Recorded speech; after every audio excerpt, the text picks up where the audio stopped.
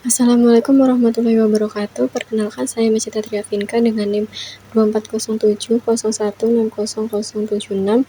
Di sini saya akan menjelaskan mengenai pergeseran paradigma dalam psikologi. Yang pertama, ada konsep paradigma dalam ilmu pengetahuan. Paradigma merupakan kerangka konseptual yang berfungsi sebagai dasar dalam memahami realitas, merumuskan masalah, serta menentukan metode penelitian dalam suatu disiplin ilmu. Konsep paradigma dalam perkembangan ilmu pengetahuan banyak dipengaruhi oleh pemikiran Thomas Kuhn yang menjelaskan bahwa perkembangan ilmu tidak berlangsung secara linear, melainkan melalui proses revolusi ilmiah. Nah, dalam proses tersebut, paradigma lama akan digantikan oleh paradigma baru ketika paradigma sebelumnya tidak lagi mampu menjelaskan berbagai fenomena atau anomali yang muncul. Dalam konteks psikologi, paradigma berperan penting dalam menentukan bagaimana perilaku manusia dipahami dan diteliti. Perubahan paradigma dalam psikologi tidak terjadi seiring dengan perkembangannya metode ilmiah, kemajuan teknologi penelitian, serta kebutuhan untuk menjelaskan perilaku manusia secara lebih komprehensif. Yang kedua, ada paradigma awal atau strukturalisme dan introspeksi. Paradigma awal dalam psikologi modern dipelopori oleh Wilhelm Wundt yang mendirikan laboratorium psikologi pertama di Leipzig pada tahun 1879. Pendekatan ini kemudian dikembangkan oleh Edward Titchener melalui aliran strukturalisme. Karakteristik utama strukturalisme yaitu yang pertama, fokus pada struktur kesadaran. Strukturalisme berusaha mengidentifikasi elemen-elemen dasar dari pengalaman sadar seperti sensasi, persepsi, dan perasaan. Yang kedua, menggunakan metode introspeksi. Introspeksi merupakan metode pengamatan terhadap pengalaman mental seseorang dengan cara melaporkan secara langsung apa yang dirasakan atau dipikirkan. Yang ketiga, pendekatan analitis terhadap pengalaman mental. Pengalaman manusia dianggap dapat dipecah menjadi komponen-komponen kecil yang dapat dianalisis secara ilmiah. Keterbatasan paradigma ini yaitu introspeksi bersifat subjektif dan sulit untuk diverifikasi. Yang kedua, hasil penelitian sering berbeda antara satu individu dengan individu lain. Yang ketiga, kurang mampu menjelaskan perilaku yang kompleks. Nah, dengan keterbatasan tersebut kemudian mendorong munculnya paradigma baru yang lebih menekankan pada aspek yang dapat diamati secara objektif. Yang ketiga, pergeseran ke paradigma behaviorisme. Pada awal abad ke-20, muncul paradigma behaviorisme yang dipelopori oleh John B. Watson dan kemudian dikembangkan oleh B. F. Skinner. Behaviorisme muncul sebagai kritik terhadap pendekatan introspeksi yang dianggap tidak ilmiah. Prinsip dasar behaviorisme yaitu yang pertama, fokus pada perilaku yang dapat diamati atau observable behavior. Behaviorisme menolak kajian tentang kesadaran karena dianggap tidak dapat diukur secara objektif. Yang kedua, ada hubungan stimulus-respon atau SR. Perilaku dipandang sebagai hasil dari interaksi antara stimulus dari lingkungan dan respon individu.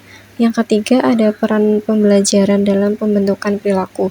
Itu behaviorisme menekankan bahwa perilaku manusia sebagian besar dipelajari melalui proses conditioning. Bentuk pembelajaran dalam behaviorisme yaitu yang pertama, classical conditioning, yaitu pengkondisian klasik. Dipelajari melalui eksperimen Ivan Pavlov yang menunjukkan bahwa organisme dapat belajar menghubungkan dua stimulus. Yang kedua, ada operant conditioning yang dikembangkan oleh B. F. Skinner yang menekankan peran penguatan atau reinforcement dan hukuman punishment dalam membentuk perilaku. Kritik terhadap behaviorisme, walaupun memberikan kontribusi besar dalam pengembangan metode eksperimen yang objektif, behaviorisme dianggap terlalu menyederhanakan perilaku manusia karena mengabaikan proses mental seperti berpikir, mengingat, dan mengambil keputusan. Yang keempat, ada paradigma psikoanalisis. Paradigma lain yang berkembang pada awal abad ke-20 adalah psikoanalisis yang dikembangkan oleh Sigmund Freud. Nah, berbeda dengan behaviorisme, psikoanalisis menekankan pentingnya proses mental yang tidak disadari dalam mempengaruhi perilaku manusia. Konsep utama psikoanalisis yaitu yang pertama, struktur kepribadian. Freud membagi struktur kepribadian menjadi 3 bagian. Yang pertama yaitu id atau dorongan biologis dan insting dasar. Yang kedua ada ego, yaitu mediator antara dorongan id dan realitas. Yang ketiga ada superego, yaitu nilai moral dan norma sosial. Yang kedua ada peran alam bawah sadar. Banyak perilaku manusia dipengaruhi oleh dorongan dan konflik psikologis yang tidak disadari. Yang ketiga ada pengalaman masa kanak-kanak. Freud berpendapat bahwa pengalaman pada masa awal kehidupan memiliki pengaruh besar terhadap pembentukan kepribadian seseorang. Metode dalam psikoanalisis yaitu yang pertama ada asosiasi bebas, yang kedua ada analisis mimpi, yang ketiga ada interpretasi simbolik. Kritik terhadap psikoanalisis yaitu yang pertama ada sulit diuji secara empiris, yang kedua terlalu menekankan konflik seksual dan pengalaman masa kecil, yang ketiga ada metode penelitiannya kurang objektif. Nah, meskipun demikian, psikoanalisis memberikan kontribusi penting dalam memahami dinamika kepribadian dan gangguan psikologis. Yang kelima ada paradigma humanistik. Pada pertengahan abad ke-20 muncul paradigma humanistik sebagai reaksi terhadap pesimisme psikoanalisis dan reduksionisme behaviorisme. Paradigma ini dipelopori oleh Abraham Maslow dan Carl Rogers. Prinsip dasar psikologi humanistik yaitu yang pertama, pandangan positif terhadap manusia. Manusia dipandang sebagai makhluk yang memiliki potensi untuk berkembang dan mencapai aktualisasi diri. Yang selanjutnya ada fokus pada pengalaman subjektif. Humanistik menekankan pentingnya pengalaman pribadi dalam memahami perilaku manusia. Yang ketiga ada konsep aktualisasi diri, yaitu Maslow mengemukakan hierarki kebutuhan yang menunjukkan bahwa manusia memiliki dorongan untuk mencapai potensi tertinggi dalam hidupnya. Yang keempat ada hubungan terapeutik yang empatik. Rogers menekankan pentingnya empati, penerimaan tanpa syarat, dan keaslian dalam hubungan antara konselor dan klien. Paradigma ini memberikan kontribusi besar dalam mengembangkan psikologi konseling dan psikoterapi.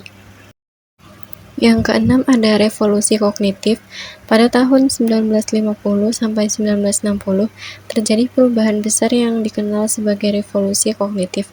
Paradigma ini dipelopori oleh tokoh seperti Ulrich Neisser yang memperkenalkan pendekatan baru dalam memahami proses mental manusia.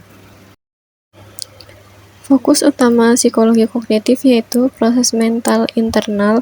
Psikologi kognitif mempelajari proses seperti perhatian, memori, bahasa, pemecahan masalah, dan pengambilan keputusan. Yang kedua, manusia sebagai pengolah informasi, dan yang ketiga, pendekatan ilmiah dan eksperimental. Penelitian kognitif menggunakan metode eksperimen, simulasi komputer, serta teknik neuropsikologi. Yang ketujuh ada paradigma integratif dalam psikologi modern. Pendekatan yang digunakan tidak lagi terbatas pada satu paradigma saja. Nah, beberapa pendekatan modern meliputi pendekatan biopsikososial. Yang kedua ada psikologi positif, dan yang ketiga neuroscience kognitif. Yang terakhir ada kesimpulan, pergeseran paradigma dalam psikologi menunjukkan bahwa pemahaman tentang perilaku manusia terus mengalami perkembangan, dimulai dari pendekatan introspeksi yang menekankan kesadaran, kemudian beralih ke behaviorisme yang fokus pada perilaku yang dapat diamati, diikuti oleh psikoanalisis yang menyoroti alam bawah sadar, hingga paradigma humanistik dan kognitif yang memberikan perspektif baru dalam memahami manusia. Dalam psikologi modern, berbagai paradigma tersebut tidak lagi dipandang sebagai pendekatan yang saling bertentangan, melainkan sebagai perspektif yang saling melengkapi dalam menjelaskan kompleksitas perilaku manusia. Sekian penjelasan yang dapat saya sampaikan. Saya akhiri. Wassalamualaikum warahmatullahi wabarakatuh.